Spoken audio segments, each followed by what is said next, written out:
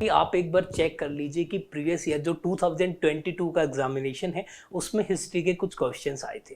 ठीक है, बहुत सारे लोग बोलते हैं कि UPSC only ask conceptual questions, there is no fact based questions. आपके सामने इस मिथ को भी यहाँ पर आपको बता दूंगा और इसको डिस्ट्रॉय करने वाला हूँ कि ऐसा कुछ नहीं है कि they are only asking conceptual questions. And concept is nothing but synchronisation of fact. ये आप हमेशा याद रख लीजिए, concept is nothing but the synchronisation of facts. You are basically logically arranging the facts. What is concept? आप concept कैसे लेके आते हैं? आप कंसेप्ट को आप थ्योरी बनाते हैं, किस बेसिस पे आप बनाते हैं? आप थ्योरी बनाएंगे फैक्ट के बेसिस पे, एविडेंस के बेसिस पे। If there is no fact there is no concept.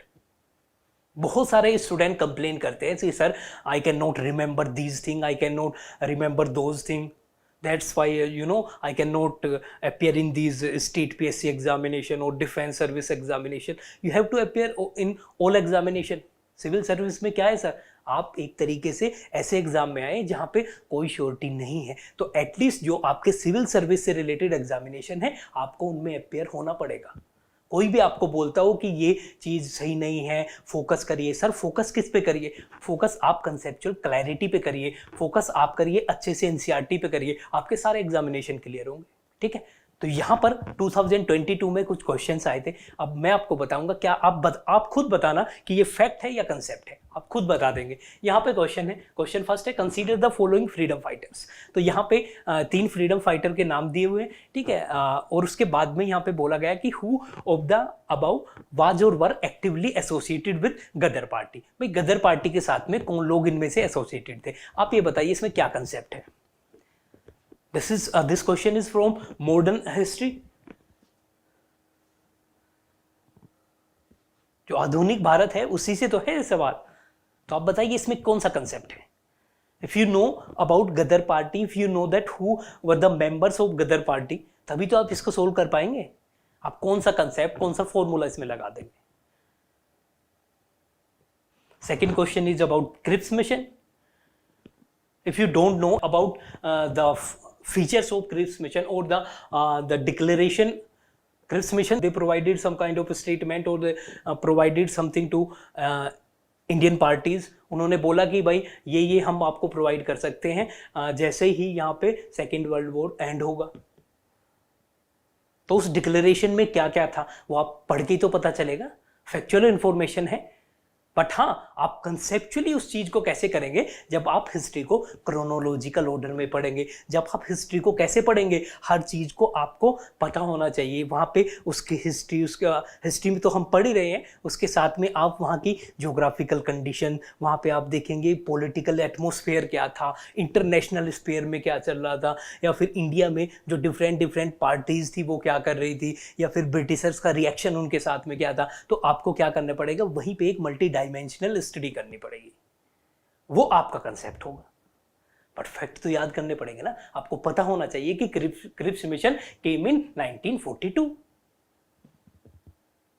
And the August Offer that was in 1940, Cabinet Mission in 1946।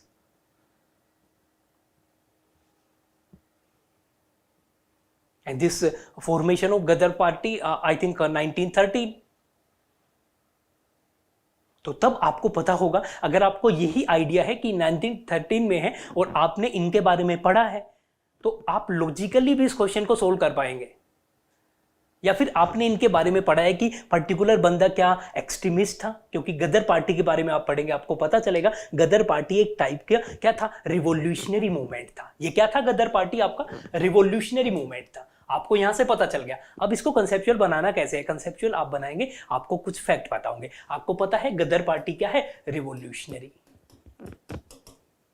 एक रिवॉल्यूशनरी ऑर्गेनाइजेशन में कोई ऐसा बंदा नहीं हो सकता जो बंदा क्या करता हो, जो बंदा आपका जो कि मॉडरेट हो, जो बंदा लिबरल फिलॉसफी में बिलीव करता हो, वो नहीं हो सकता। कौन हो सकते हैं, जो एक्सट्रीमिस्ट लोग हो सकते हैं, जो लोग किस में बिलीव करते हो, मिलिटेंट नेशनलिज्म में बिलीव करते हो, जो लोग गवर्नमेंट के अगेंस्ट डायरेक्ट वोलेंट प्रोटेस्ट लाना चाहते हो, डायरेक्ट वोलेंट अटैक करना चाहते हो, उनके खिलाफ जंग छेड़ दी हो जिन्होंने, वही तो हो सकते हैं ऐसी पार्टी में।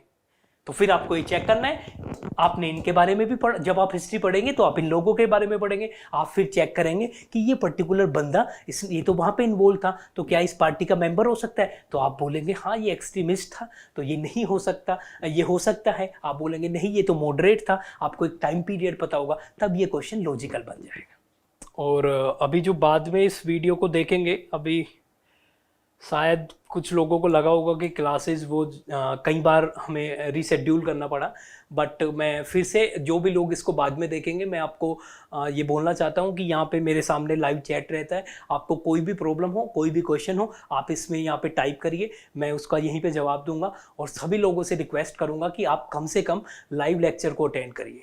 अगर आप लाइव लेक्चर अटेंड नहीं करें उसके बाद आप मल्टीपल टाइम्स आप देख सकते हैं, बट आप लाइव लेक्चर जरूर अटेंड करिए, क्योंकि उससे क्या होता है आपका कोई भी डाउट होगा वो आपका यहीं पे क्लासेस में उसी टाइम पे रिजोल्व हो जाएगा, और उससे अच्छा कोचिंग का यूज कुछ हो ही नहीं सकता।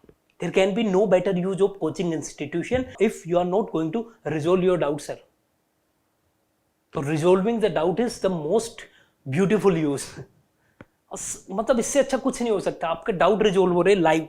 देखिए ऑनलाइन एजुकेशन का मैंने पहले भी शायद आपको बताया था कि ऑनलाइन लर्निंग की अगर हम बात करें तो इसका सबसे बड़ा लूफोल ये रहता है कि इंटरेक्शन नहीं हो पाता, स्टूडेंट के क्वेश्चन नहीं आ पाते। बहुत बार अगर आप कोई वीडियो देख रहे हैं, आप यूट्यूब देख रहे हैं, बट यहाँ पे लाइव क्लासेस भी है आपकी, तो ये एक मेरा एडवाइस आप लोगों को रहेगा। आपको लगता होगा कि मैं देख लूँगा लेक्चर, ये पर्टिकुलर टाइम पे मैं कुछ और काम कर रहा हूँ, बट अपने सारे काम को रख के मैं आपको गारंटी देता हूँ, ये जैसे मैंने कोर्स डिज़ाइन किया है हिस्ट्री का, इसमें मैं पूरी तरीके से आपका पूरा हिस्ट्री के कंसेप्ट सब चीज़ें क्लियर कर दूँगा। बट आपको मेरे साथ यहाँ पे रहना पड़ेगा, लाइव भी आपको आना पड़ेगा, और हम बैठ के हम मिल के जो है इसको हिस्ट्री को पूरा कंप्लीट करेंगे। ठीक है, तो मैंने आपको बताया कि कैसे फैक्ट और आपका कंसेप्ट का कॉम्बिनेशन है।